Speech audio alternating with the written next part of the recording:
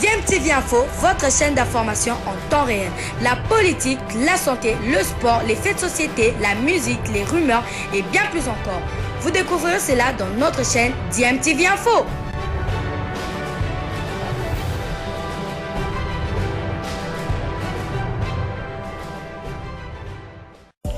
Vous êtes sur DMTV, bonjour ou bonsoir, tout dépend de l'heure à laquelle vous nous suivez. Tout plaisir est pour nous de vous retrouver, mais surtout de savoir que vous êtes nombreux en train de suivre votre chaîne YouTube DMTV. DMTV qui vous propose l'actualité, vous propose également des analyses et des réflexions sur des sujets d'actualité, sur des faits sociaux, tout simplement sur des réalités que nous observons ici chez nous en République démocratique du Congo. C'est le principal titre. Appel à la cohésion nationale du chef de l'État pour faire un front commun contre l'agression du pays semble être reçu à l'opposition où le président de l'ESID, Martin Fayulu, s'est dit prêt à rencontrer Félix Tshisekedi pour barrer la route M23. Il a dit mercredi à Joseph Olengankoy, président du CNSA, lors d'un échange à Kinshasa. Et à Kinshasa, capitale de la RDC, les militants du Nouvel Élan sont dans la rue ce jeudi pour dénoncer l'agression de la RDC par le Rwanda qui opère à travers le M23. Cette marche partie de l'avenue Kianza dans la commune d'Engaba vise à exiger l'expulsion de l'ambassadeur ougandais en poste à RDC que le parti d'Adolphe Muzito accuse d'être de mèche avec le Rwandais. Voilà tout pour les titres, place à présent au développement. Encore une fois, merci de nous rester fidèles. Je viens de le dire à l'entrée de ce journal. Appel à la cohésion nationale. Le président de l'ESID, Martin Fayulu Madidi, s'est dit prêt à rencontrer Félix Tshisekedi pour aborder la seule et l'unique question de la guerre à l'est de la RDC. Il a affirmé au cours des entretiens qu'il a eu mercredi 16 novembre avec la délégation du CNSA conduite par son président Joseph Olengankoy. C'est là dans le cadre de contacts initiés par cette institution auprès des forces politiques et sociales du pays pour amener les valeurs républicaines. On écoute le président du CNSA, Joseph Olengankoy. L'histoire. Il faut aller avec tous les citoyens, leurs fils et filles du pays, pour voir ensemble, comme nous l'avons toujours dit, la valeur d'un homme politique, c'est pas par rapport à sa taille, c'est sa capacité de raisonnement pour résoudre les problèmes qui agressent le pays. C'est comme ça que nous avons pensé utilement venir voir le président Fayulu pour discuter avec lui sur les Congo. Ce que je dois vous dire, nous sommes surpris de sa grande ouverture. Parce qu'on ne peut pas arriver à trouver des solutions du pays sans la cohésion interne. Et dans la cohésion, il faut essayer qu'on aime, essayer qu'on n'aime pas, pourvu qu'ils soient des citoyens de ces pays-là. Dans la cohésion, il faut que tout le monde, que tu sois au pouvoir, que tu sois dans l'opposition ou ailleurs, il faut à un moment donné, il faut que les gens se parlent, qu'ils discutent autour des valeurs de la République, pour voir qu'est-ce que nous devons faire pour sauver notre pays. Vous savez, nous avons vu le Soudan. Les gens croyaient que comme c'était un dessin animé. Et vous voyez qu'aujourd'hui, le Soudan est divisé. Il y a le Soudan du Sud, il y a le Soudan du Nord. Vous avez vu la Yougoslavie, comme d'autres pays ici en Afrique, qui ont le même menace que nous, comme Lumumba le disait dans son discours des années 60, que l'Afrique et le Congo ont un destin commun, inévitablement lié. Voilà, chers amis, c'est pour ça que le CNSA est venu toquer dans la porte du président Fayulu pour lui demander quelle est la lecture qu'il fait de la situation et comment il attend pour qu'il y ait des solutions. Il nous a donné une très grande ouverture, très grande ouverture. Le président Fayulu l'a déclaré haut et fort pour l'intérêt de la République. Il est prêt à rencontrer son frère Tshisekedi, et où que ce soit, pour parler du dossier du pays. Pas autre chose, il n'a pas parlé du partage du pouvoir, il n'a pas parlé de quoi que ce soit, mais qu'on parle du pays. Et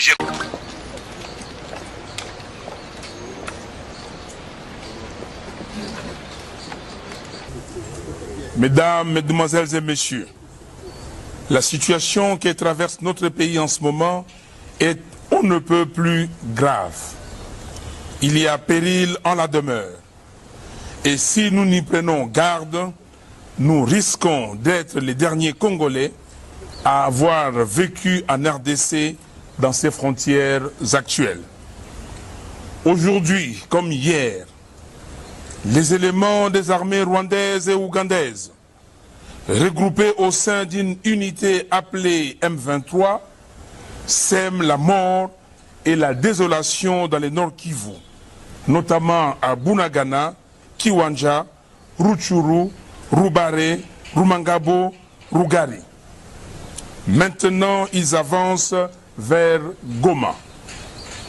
Cette situation a entraîné un exode massif des populations qui viennent s'ajouter à plus de 6 millions de déplacés internes déjà enregistrés dans l'est du pays, abandonnés et sans assistance, victimes de violations massives des droits humains. Il va sans dire que la RDC souffre de cette situation à partir de la première agression du Rwanda et de l'Ouganda sous les labels de l'AFDEL en octobre 1996. Depuis, le président du Rwanda, M. Paul Kagame, s'est érigé en faiseur de différents présidents qui se sont succédés à la tête de la RDC. C'est inacceptable. Les conséquences de la crise de légitimité et des dénis de souveraineté qui en découlent se font sentir aujourd'hui. Le Rwanda et l'Ouganda se donnent à cœur joie dans la déstabilisation de la partie est de notre pays, qui s'étend dans d'autres parties du territoire national, notamment dans les Maïndombe et les Kwilu. Cette déstabilisation est rendue possible notamment par l'infiltration de toutes les institutions de la République.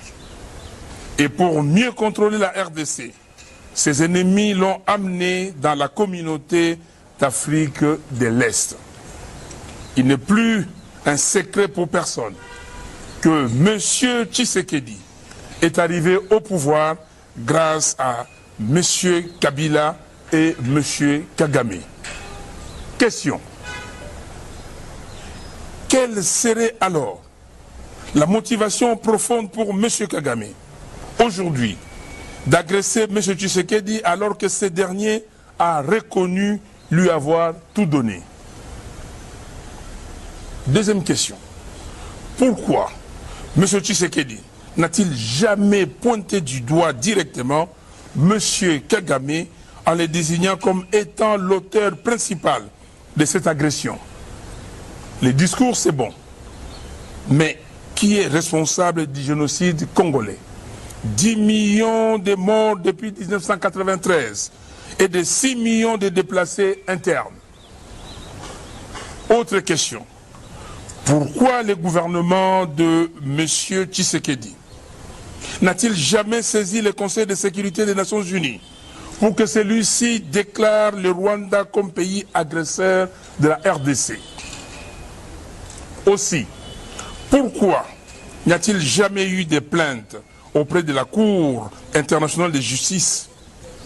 À ce sujet, il faut rappeler pourtant que lors de l'agression de la RDC par le Rwanda en 1998, le gouvernement de l'époque avait porté plainte à la Cour internationale de justice pour acte d'agression contre le Rwanda et l'Ouganda. Mesdames, Mesdemoiselles et Messieurs, les agresseurs ont décidé de mettre autour d'une même table le M23 et les gouvernements des fêtes de la RDC pour appliquer une fois de plus la recette de l'infiltration des institutions congolaises au moyen de l'intégration et du brassage. En réalité, le processus de Nairobi est un processus de validation des nouvelles frontières des territoires conquis en RDC par le Rwanda. Dans cette combine de Nairobi, il est prévu que M. Tshisekedi ramène un accord de cessez-le-feu qui, malheureusement, aura consacré l'occupation. C'est ce que j'appelle les faits accomplis d'occupation. Et c'est cela le vrai but de cette guerre. En effet, M. Tshisekedi a signé de nombreux accords avec les pays qui nous agressent et aucun de ces accords n'a été révoqué. De ce qui précède, j'accuse M. Félix Antoine Tshisekedi Tshilombo de haute trahison. M. Félix Tshisekedi et ses mentors sont cyniquement et désespérément à la recherche d'un argument électoral et de conservation de pouvoir. Ayant en effet constaté que M. Félix Tshisekedi ne pourra pas gagner les élections de 2023, ses parrains sont venus à sa rescousse en imposant à la RDC une guerre qu'il devrait gagner à temps voulu afin de lui donner l'occasion de se présenter en sauveur de la population congolaise qui ne jure que par la paix. Il aura ainsi gagné la guerre, mais les territoires conquis par le M23 resteront rwandais et le Rwanda aura allongé ses frontières. Le peuple congolais, debout, s'y opposera avec la dernière énergie. Nous disons que la paix se gagne par les combats, non pas une trêve. Nous voulons une paix durable et définitive. Toute paix qui viendrait en dehors de l'implication de notre peuple et de nos forces armées ne pourra être qu'une paix de façade, comme ce fut le cas avec le CNDP et le M23-1.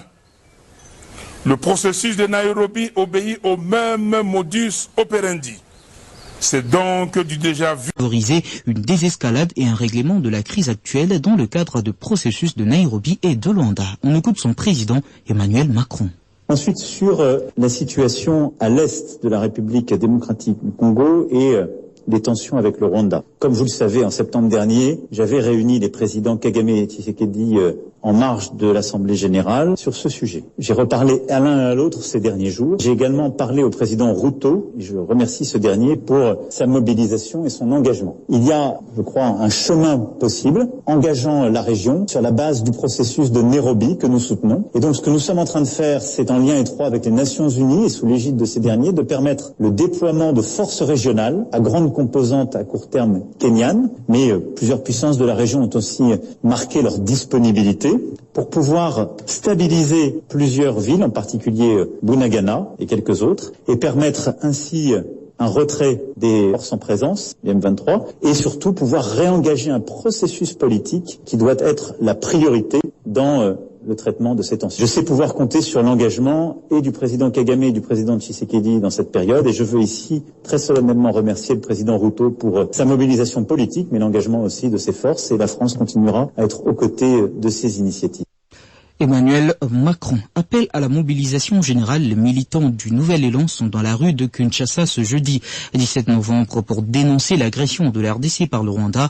À travers cette marche pacifique, cette formation politique de l'opposition dit apporter son soutien aux forces armées congolaises engagées dans le combat contre le M23, soutenu par le pouvoir de Kigali, mais aussi d'exiger l'expulsion de l'ambassadeur ougandais en poste à Kinshasa qui, selon elle, joue le jeu du Rwanda dans la déstabilisation de la RDC.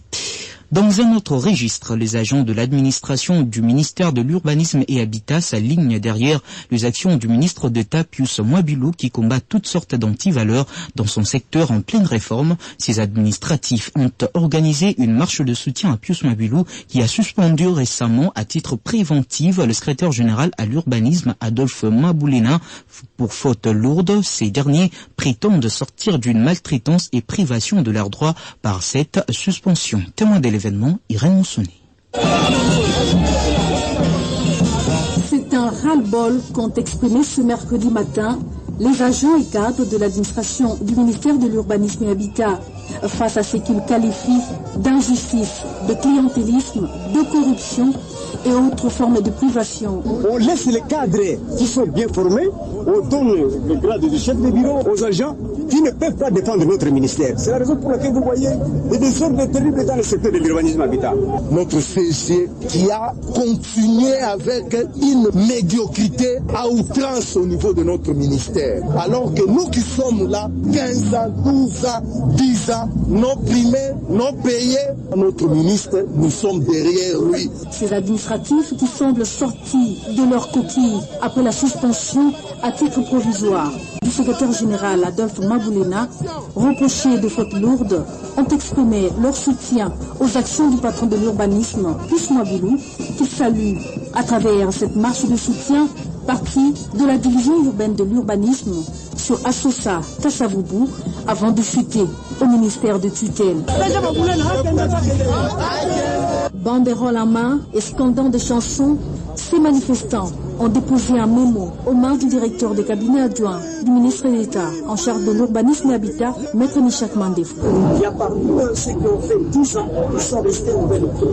Il y a parmi eux de matriculés qui sont restés non payés jusqu'à ce jour. Le directeur de cabinet adjoint du ministre d'État, Pius Mwabilou, a accueilli à son tour et à bras ouverts le document reprenant le désidérata de ce dernier, tout en rassurant de rendre compte à l'autorité de tutelle une fois de retour au pays. Lui n'a fait qu'exécuter les ordres dans le secteur qui lui restait, en suspendant une mesure préventive en attendant que les enquêtes se poursuivent. Ces administratifs du ministère de l'Urbanisme et Habitat ne jurent que par le départ définitif du secrétaire général Maboulena. Sans cela, il leur sera difficile de sortir de ce calvaire leur imposé. Et pendant ces temps au Kassai.